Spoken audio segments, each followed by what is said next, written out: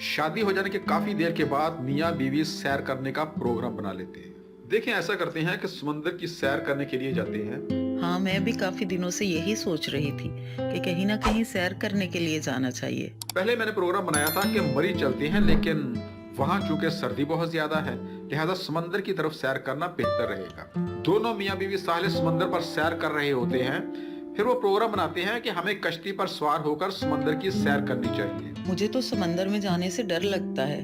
बेहतर है कि हम समंदर के साहिल पर ही रहें। अरे नहीं नहीं, इसमें डरने वाली कौन सी बात है। मेरा तो ख्याल है कि कश्ती पर बैठकर समंदर की सैर करने को जाते हैं। दरअसल मैं इससे पहले कभी समंदर की सैर करने के लिए गया नहीं। इस तरह दोनों मियाँ बीवी समंदर में सैर करने का फैसला कर लेते हैं। वो दोनों एक कश्ती पर सवार होकर समंदर की सैर करने को चले जाते हैं। वो सैर करने के दौरान में खूब इंजॉय करते हैं।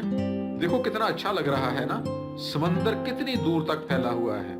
हाँ बिल्कुल, इससे पहले कभी समंदर में सैर करने का तजर्बा नहीं हुआ। ये मेरे लिए पहला ही तजर्बा है।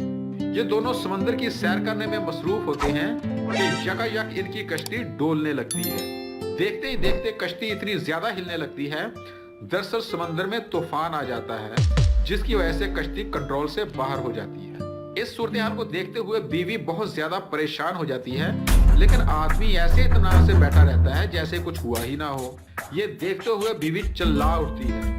आपको नजर नहीं आ रहा? तूफान कश्ती को डुबोने लगा है। हमारी मौत सर पे है और आप बड़े इत्मीनान से बैठे हैं। ये बात सुनकर वो आदमी खंजर निकालता है और अपनी बीवी की गर्दन पे रख देता है। बीवी ये देखकर परेशान तो नहीं होती, लेकिन हैरानगी से पूछने लगती है, कैसा मजाक कर रहे हैं?